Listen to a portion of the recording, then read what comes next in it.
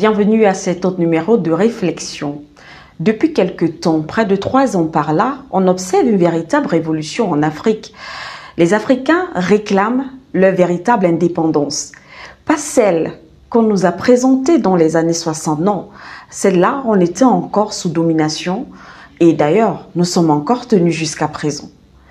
Alors, depuis 2020, pour être plus précise, des hommes, des révolutionnaires, des dignes fils d'Afrique se sont levés et ont décidé de porter le fardeau de leur pays et par conséquent celui de l'Afrique tout entière. Commençons par le plus récent avec le Gabon. Le 30 août dernier, le général Oligui Nguema renverse le président en place Ali Bongo Ondimba. Il met fin ainsi à la dynastie Bongo au pouvoir depuis 1967. Au Niger, 26 juillet 2023, des militaires annoncent avoir renversé le président Mohamed Bazoum. Le général Abdourahmane Tiani devient donc le nouvel homme fort du pays. Il motive son action en mettant en avant la dégradation de la situation sécuritaire et la mauvaise gouvernance économique et sociale. Mais rappelons également que quelque temps avant, parce que c'est important, Mohamed Bazoum, alors qu'il était encore président, il avait déclaré au cours d'une interview que les terroristes que ces militaires combattaient étaient plus armés que ses propres soldats. Un sacrilège. Alors au Burkina Faso, sans trop nous attarder sur le coup d'État de janvier 2022, vous le savez, qui renversait le président Christian Kaboré et qui a donc mis à la tête du pays le lieutenant-colonel Damiba.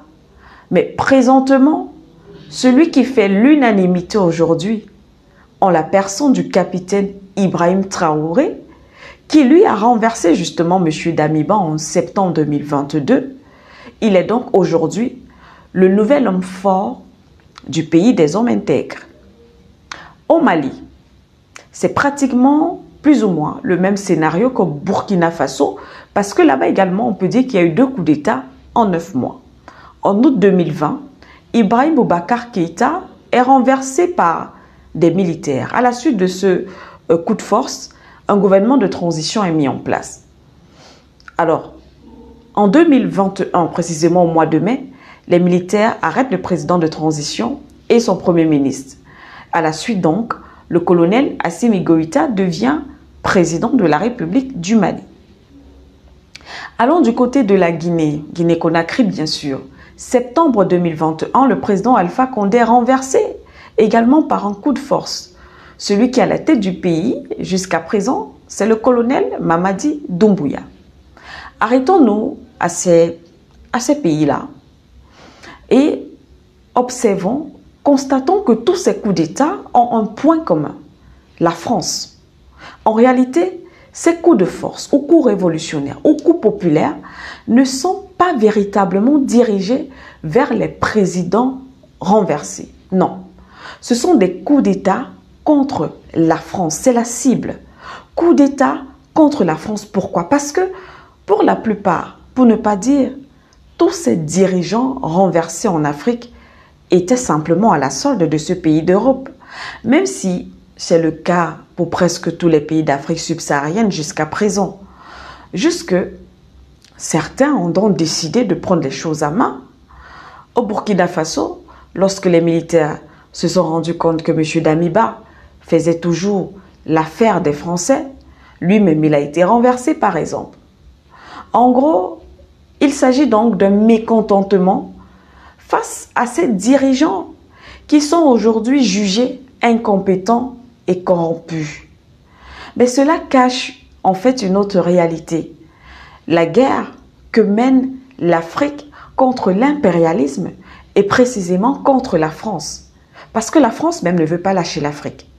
Parce que derrière ces dirigeants, les intérêts français ont toujours été protégés au détriment de la population africaine. Aujourd'hui donc, la France par exemple, dites-nous, la France est classée 4e rang mondial des pays disposant de réserves d'or, alors qu'elle n'a pas de gisement d'or. Pendant ce temps, ces pays africains, nous, pays africains, nous avons des gisements d'or, mais nous n'avons pas de réserve d'or. Et si même certains en ont, c'est clairement insignifiant. Alors comment est-ce qu'on explique cela? Encore, d'où vient l'uranium qui alimente les centrales nucléaires françaises?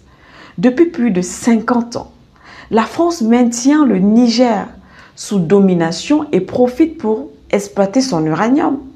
Pendant ce temps, le pays est classé parmi les plus pauvres au monde.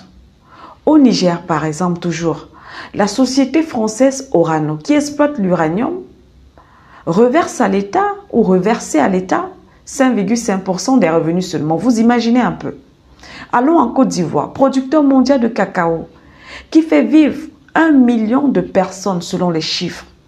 Mais la moitié de cette population est en dessous du seuil de pauvreté. Le traitement de ce cacao se fait en Europe. Il s'agit donc d'un ras-le-bol tout simplement, de révolte contre la France-Afrique, contre l'impérialisme occidental. Il s'agit de se révolter contre plus de 60 ans d'exploitation. Il s'agit de se révolter contre l'esclavage monétaire, à travers par exemple le franc CFA, où les fonds de 14 pays africains sont confiés à hauteur de 50% à la Banque de France, qui les place, les répartit, les utilise et les gère comme bon lui semble. Il s'agit de révolte contre le vol de nos richesses. Il s'agit de révolte contre cette justice internationale à 2 vitesses. Il s'agit de révolte contre l'assassinat de nos dirigeants, Thomas Sankara, Sylvanus Olympio, Muammar Kadhafi, François Tombabay et bien d'autres. Il s'agit de révolte contre ces bases militaires françaises qui finalement deviennent des bases terroristes en Afrique. Car jusqu'à présent, nous n'arrivons pas à comprendre comment ces grandes armées ou cette grande nation qu'est la France n'est pas parvenue en 10 ans, au moins, à faire stopper le terrorisme dans ces pays africains où elle est. Plus grave encore, de connivence avec d'autres missions internationales qui sont sur le sol africain. Mais on a vu ce que la Russie a fait en quelques mois. C'est donc un coup d'État contre la France. C'est pourquoi, à la suite, bon nombre de ces pays africains ont pris quelques mesures contre justement Paris.